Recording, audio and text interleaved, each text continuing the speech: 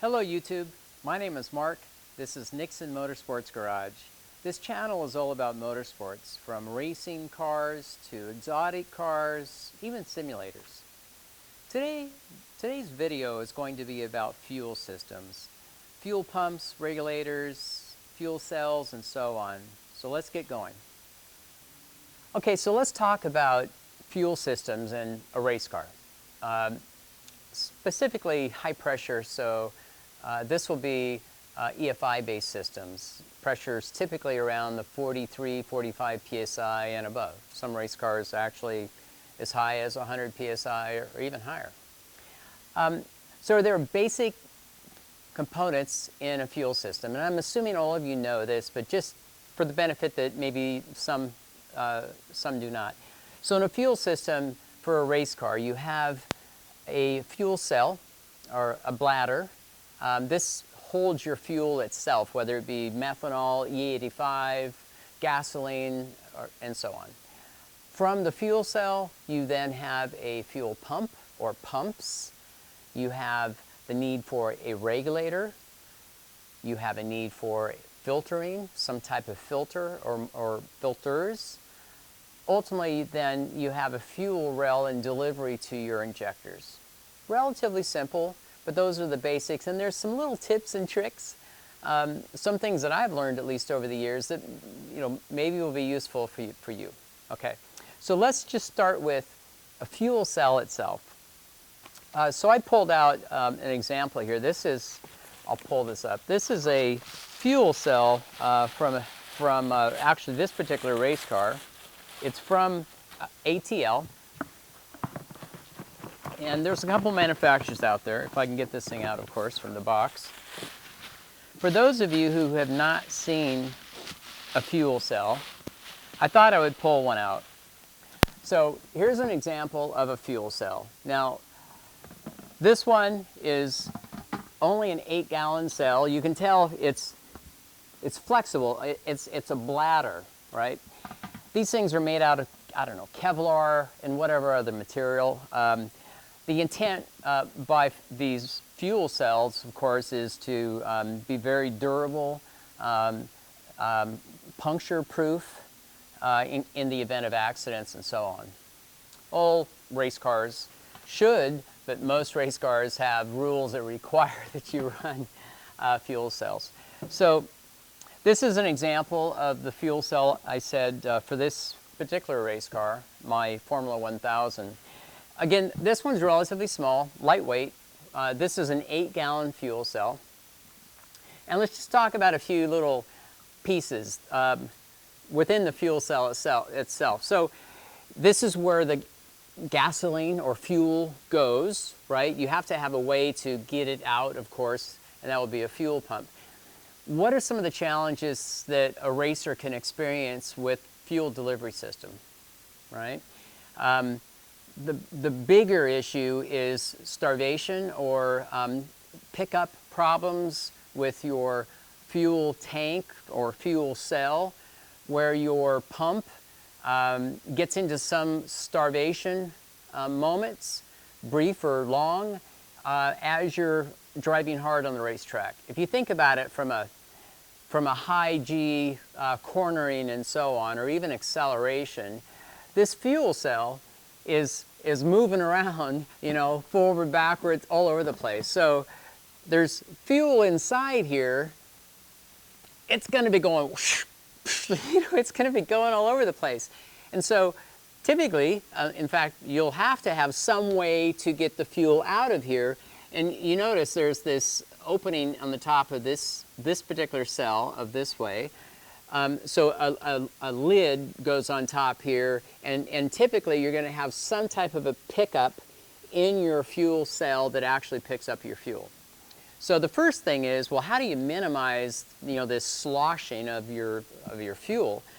Well, the best thing to do is to use foam. There's special foam that you can buy that's fuel specific. There's a particular one for methanol, for example, and E85 and so on. That foam should be packed tight within your fuel cell. And these take relatively little volume or capacity of your fuel cell. So they serve a good purpose. They minimize that slosh, right? That's my word, slosh, of the fuel under high loads. So if you had a fuel pump and you had a pickup in the bottom of your fuel cell, you could pick up fuel and feed it to your regulator and, of course, your injectors. Well, the foam itself isn't enough. It minimizes the fuel starvation problems, but it doesn't fix it. And so there are a lot of options what to do out there. So for an example, in previous race cars I've used things called collector, I think is a common term.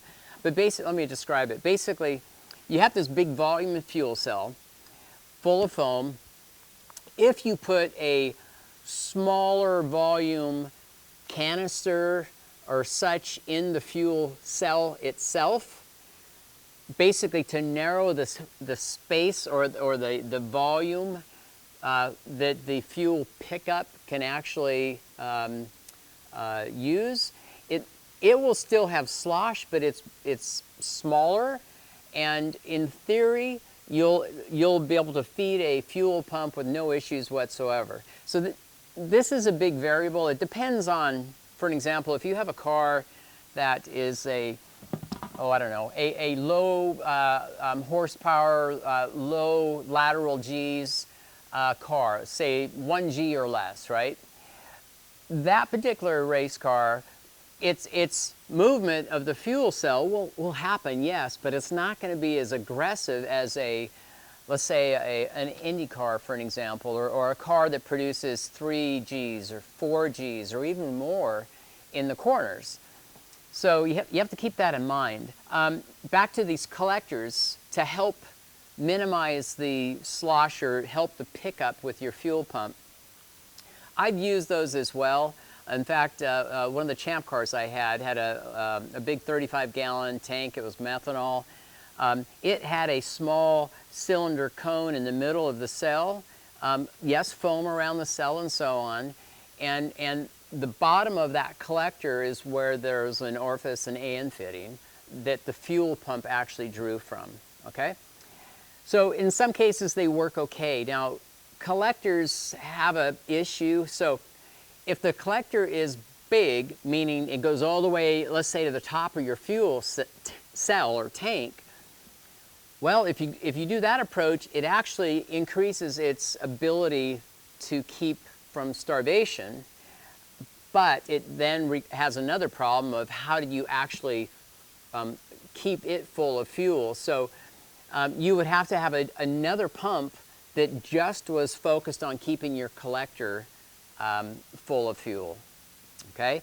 Now, if a collector, and there are some that are very small, say inch or 2 inch or so in diameter, and they sit just in the bottom of your cell, and they have little flaps that allow fuel to come in, but fuel not to go out, other than, you know, the pickup. Okay, those don't need a fuel pump just for those, of course, right? Just with slosh and fuel moving around, it's going to fill that. Now, that particular collector, that small one I just talked about, you know, not very effective from a high G car. It will give you minimum or minimal protection of fuel under high loads. So those are the few things around fuel pickup. Let me talk about one more that I've ended up using now for the last, I don't know, a couple years or so. It's not that new, but I finally moved to it, like I said, about 2 years ago. And it's a fuel mat. And I know Holley makes them. I think that's who I buy mine from. Basically, let me describe it and why it's actually fantastic. A fuel mat for pickup sits in the bottom of your fuel cell, right? So you would actually fit it from the top. It would go in the bottom of your cell, and it's flat. They're, I don't recall, 3/8 of an inch thick or 1/2 inch thick, whatever they are. They allow fuel to come into them. not to leave apparently, and they have a single pickup in these mats where your fuel pump draws from. And I've been using those for a while. I can tell you they are awesome. They allow you to, well, a collector, let me go back to that. What's another disadvantage of a collector? If the collector, at least in my experience, doesn't have a fuel pump, it has a certain way to get fuel in, or if your fuel system in general is not that sturdy or solid, you have starvation occasionally, what do racers do? You add more fuel, your minimum fuel in your tank, instead of 0, it's 2 gallons or 3 gallons or whatever you do to try to avoid having starvation. I've done that, you know, many people have done that. If you move to a mat, like I just described, the benefit of the mat is you don't need to do that any longer. You could run your fuel all the way down to 0. Now the negative with the mat is it's almost a binary on-off switch from a fuel delivery point of view, because you'll get fuel with no starvation all the way down until there is 0 fuel left in your tank, and then it just goes off, right? Where if you had a collector and you had a little bit of, you know, slosh and a little, you know, 2-gallon extra capacity, whatever you're doing, you would feel some starvation when you were at the edge of your fuel capacity, and you would be able to pull in the pits and take your car off the track, of course. So you know, that's something to keep in mind. But I'll tell you, the fuel mats are fantastic. Okay, so that's it for the fuel cell portion itself. So the next thing I'll talk about is fuel pump, and where should you mount it, what kind of pump do you need, and so on. You can go mechanical pumps for really high volume fuel delivery, like alcohol, methanol burners, you know, may require that. But in most applications, an electric pump will work. So you have inline pumps, you have pumps that will draw from your fuel tank and provide a tremendous amount of pressure.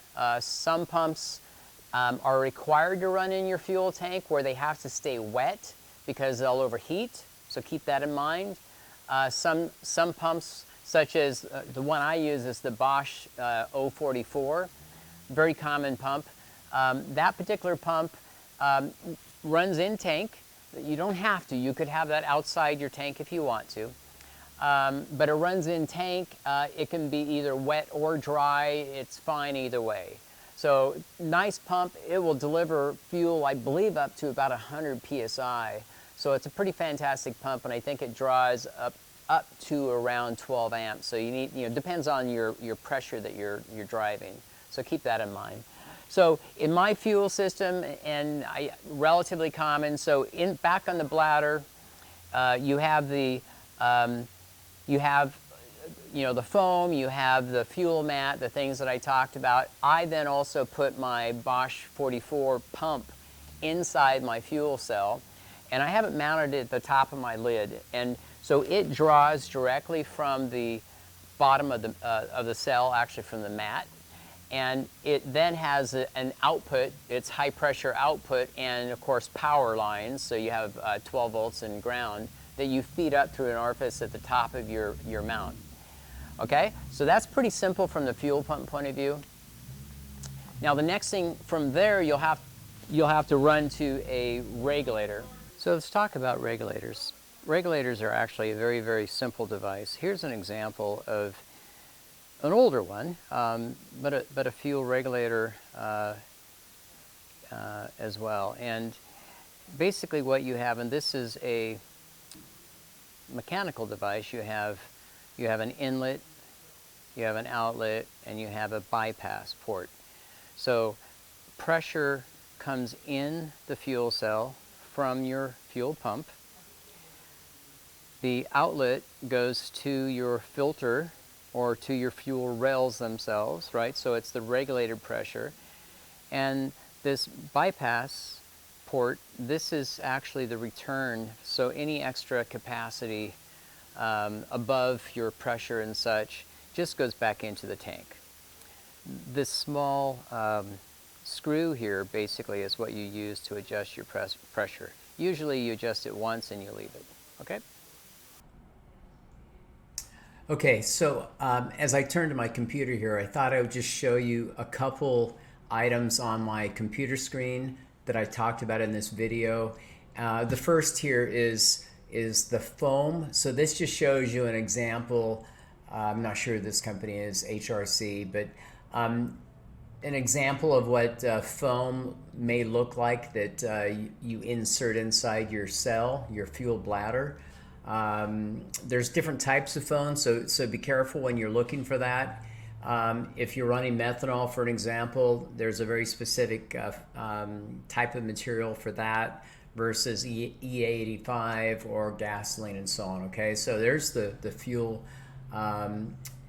foam itself.